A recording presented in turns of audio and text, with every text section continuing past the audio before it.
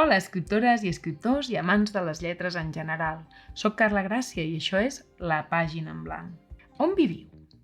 En una casa a dalt de tot d'una muntanya, sobre un penya-segat i tota blanca i transparent i es veu quan els dies de tempesta els llamps i la pluja cau contra les finestres?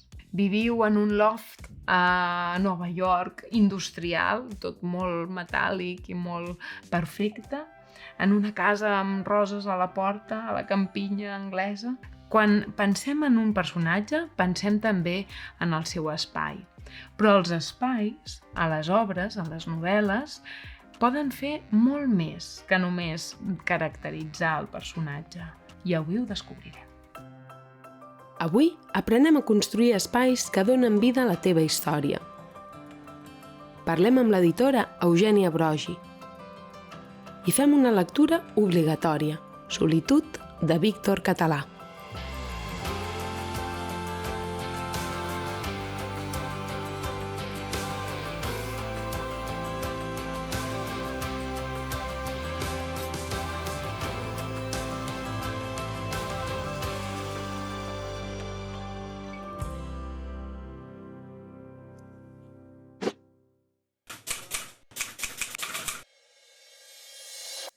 Quan pensem en una història, perquè ens podem posar a escriure una història, pensem en els personatges, per suposat, en què passarà i on passarà. I el on passarà no és només circumstancial, no és només el complement circumstancial de la resta, sinó que influeix directament en qui i en què passarà. Però fins i tot pot anar més enllà. Avui us explicaré 3 de les possibles funcions que poden tenir els espais en una obra. 1. Els espais com a desencadenants de la història. Tenim uns personatges i els portem a un lloc on els hi passarà una sèrie de coses i aquest lloc és fonamental, aquest espai. Per exemple, The Shining, de Stephen King, és un exemple clar. Tens uns personatges que els portes a un hotel perdut a les muntanyes i és l'hotel qui els transforma i desencadena la resta de la història. L'espai, per tant, és fonamental, sense el qual no hi hauria història. 2. L'espai com a translació del sentiment del personatge. Tenim, per exemple, The Sea, el mar, de John Banville, que us el recomano moltíssim. John Banville és l'escriptor del potser una mica més conegut Benjamin Black, que en novel·la negra és molt interessant i escriu molt bé, però evidentment com a John Banville escriu encara millor, que és una prosa poètica. Aquí, a The Sea, el mar, és una representació del seu sentiment, no? D'un moment difícil en el qual està i fins i tot, doncs, si veieu la portada, no? Si s'enfonsarà o no s'enfonsarà en aquest mar. És una representació de com se sent, de desbordat i de si s'ofegarà en aquestes emocions o aconseguirà sortir-se'n. Si estem en un espai que és desgarbat, que és brut, no? Ja és fosc, ja ens porta uns sentiments de tensió. I si és un espai més lluminós, doncs ens porta a pensar que aquell personatge doncs, se sent més alegre. I 3. L'espai com a personatge. Això és fantàstic quan l'espai en si mateix pren vida i fins i tot acabes pensant que del que s'ha parlat tot aquest temps és només de l'espai i de tot el que representa. Recupero Mirall trencat, ja vam llegir una part del pròleg en un dels vídeos que vam fer i el recupero per explicar-vos doncs això. Si llegiu Mirall trencat, de Mercè Rodoreda, veureu que la casa on passen bona part de l'obra és en si mateix un personatge i de fet tanquem tota l'obra amb una rata de la casa, no? Que és d'alguna manera que marxa i abandona també aquesta casa, que és l'últim dels personatges. Les cases moltes vegades tenen aquest factor de no només ser l'espai on passen les coses, sinó transformar-se fins i tot en un personatge més de l'obra. Podríem també parlar de Mansfield Park, de Jane Austen, on també passa això. Per exemple, a Grans esperances de Charles Dickens, també la casa de la noia principal doncs, també adquireix aquesta textura més de personatge. En qualsevol cas, és important treballar els espais perquè siguin més que una descripció de qualsevol lloc, sinó que et diguin més coses. Com treballar els vostres espais? Us dono 2 consells. El primer, busqueu referents del vostre dia a dia, de la vostra quotidianitat. Doncs si heu de posar un bar, no cal que us l'inventeu, aneu a buscar-ne un. A l'Abisme el meu protagonista anava al Milano perquè la meva parella és un gran amant del Milano i li agradava molt anar durant una època de la seva vida. Doncs això et porta a tenir-hi una proximitat i haver recorregut tots els seus detalls. Aneu i d'alguna manera submergir-vos en aquell espai per després traslladar-ho. I consell número 2, no cal que descriviu tot l'espai, però busqueu característiques que siguin molt pròpies, que siguin úniques. Hi ha un bar a Gràcia, jo no sé si ara existeix, però a Barcelona, que sembla que sigui Nadal tot l'any, perquè sempre tenen les llums enceses fent moviments i alguna decoració de Nadal. Només us dic això i ja us l'imagineu. No us he dit com tenen les taules, quantes taules tenen, si és gran la sala o és petita, si hi ha barra o no, qui hi ha darrere la barra. És que potser no fa falta. Un bar on sempre és Nadal. I ja ho tens.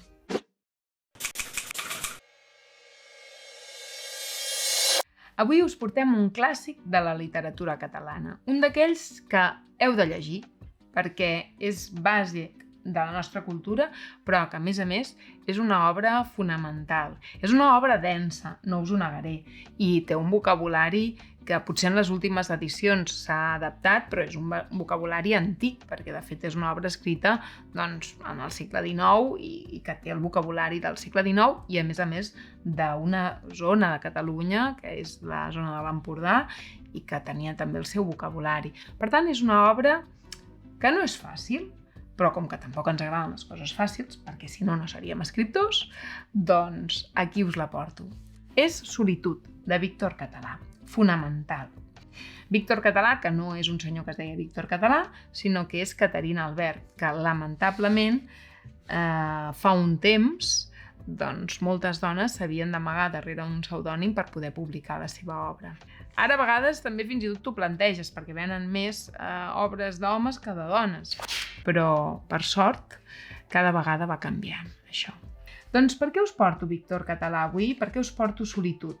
Un dels personatges principals és la muntanya. És l'ambient, el lloc on passa tot. El primer capítol es diu La pujada. Fixeu-vos que, d'alguna manera, en aquest llibre tenim les 3 funcions principals de l'espai, perquè l'espai on passa aquesta muntanya és el desencadenant de la història.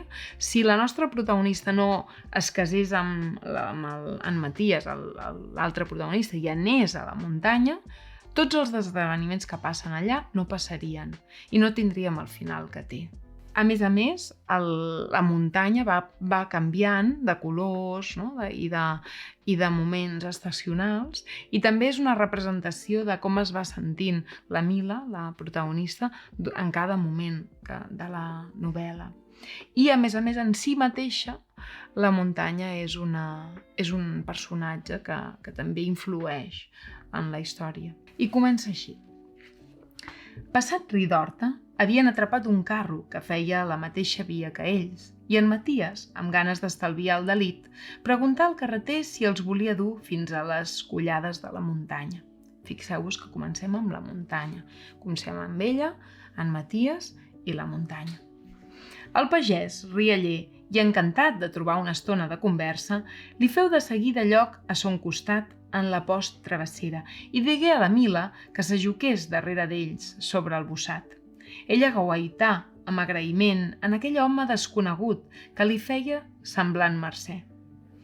Malgrat la bona cama que tenia, estava fatigada. Son marit li havia contat que les llisquens, on els deixà l'ordinari, fins a Ridorta, hi havia cosa de mitja horeta i ja feia 5 quartassos que caminaven quan veieren negrejar el campanaret del poble dalt del turó verdalós. D'aleshores fins a trobar el carro havia passat un altre quart llarg i entre el soleil, la polseguera i la contrarietat li havia donat un gran mal humor a la pobra dona. Fixeu-vos com ens està expressant la dificultat d'arribar fins allà. De totes les dificultats, la sequedat, és molt més lluny que el que t'imagines, no? I d'estar fatigada ja abans de començar. Això és que el que ens espera és dur. I segueix així.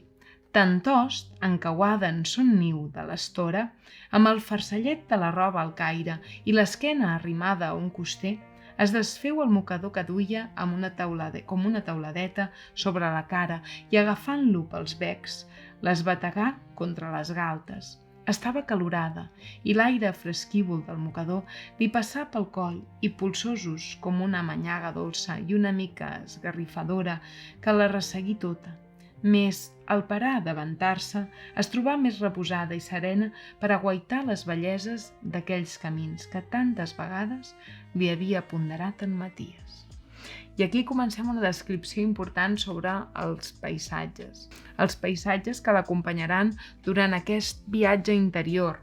És una mica un viatge com La muntanya màgica de Thomas Mann, que t'hi vas introduint a poc, i on realment t'estàs introduint és en l'interior del personatge, en totes les seves dificultats i complexitats, i en un moment clau de la seva maduresa, que és entrar en el matrimoni, perdre la seva virginitat, a més, en diferents circumstàncies, i amb tot el dolor en aquella època que suposa. I també, per què no, al final, en tota la seva independència cap a la maduresa.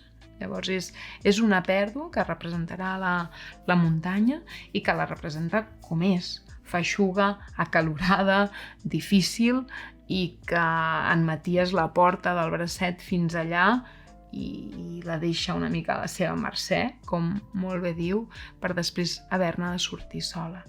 La muntanya com a espai indiscutible.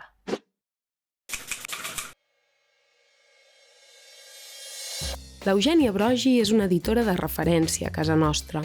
El 2014 va fundar l'Altra Editorial, una editorial imprescindible que dona veu als autors i autores de qui tothom parlarà.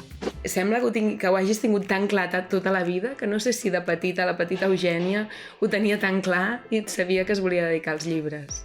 Crec que sempre vaig saber que em volia dedicar als llibres. El tema era de quina manera, no? Perquè jo llegia molt de petita, per mi els llibres eren agafadors, directament, eren espais de creixement, però també de consol, etc. Una mena de refugi. Jo sabia que em volia dedicar als llibres, però vaig passar per diverses etapes. Vaig fer de llibretera també, vaig fer de lectora, etc. Fins que vaig tenir la sort i l'oportunitat de poder començar a fer d'editora.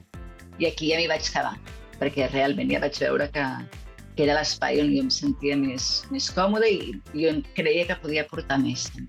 I també és maco, no? A vegades això ens entusiasmen els llibres i llegir i sembla que haguem de crear llibres, però a vegades simplement quedar-nos amb aquest entusiasme per seguir llegint, doncs ja estaria molt bé.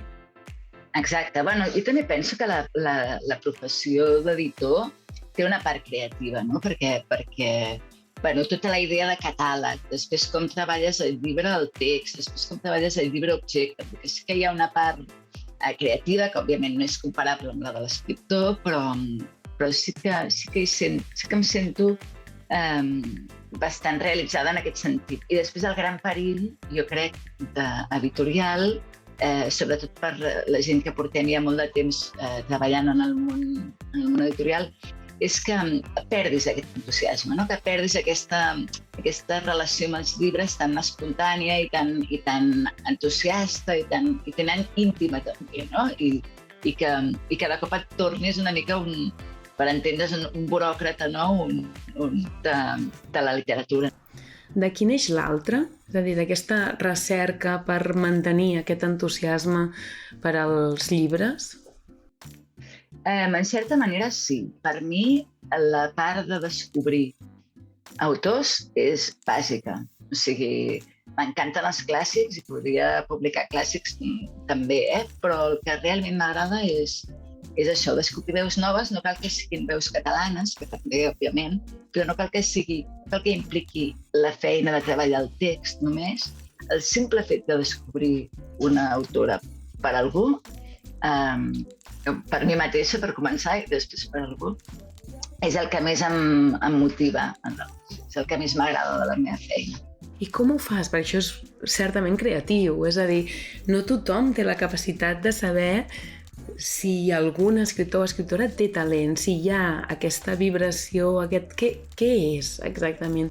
Tinc una sensació que reconec en mi mateixa quan començo a llegir una cosa que realment m'agrada, que és com una mena de sensació d'adrenalínica, no? Hòstia, això és molt bo, això està molt bé, val la pena.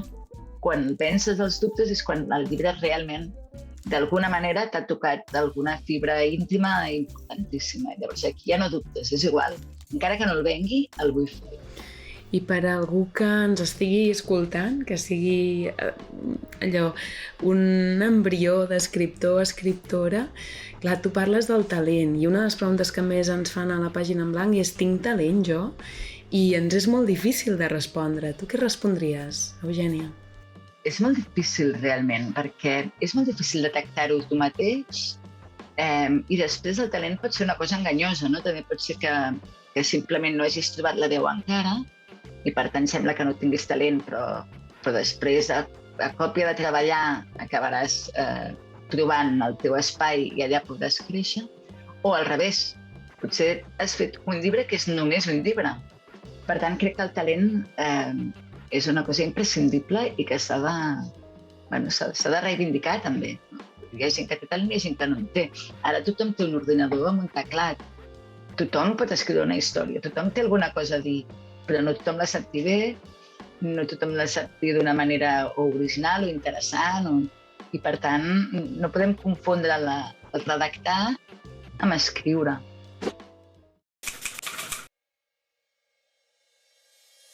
Aquesta setmana amb els meus alumnes treballàvem la literació, la repetició d'un so en un text. I com a exercici els hi feia escriure un text només amb una lletra. I he pensat que per què no ens hi afegim tots? Es tracta avui que escolliu una vocal, la A, la E, la I, la O o la U.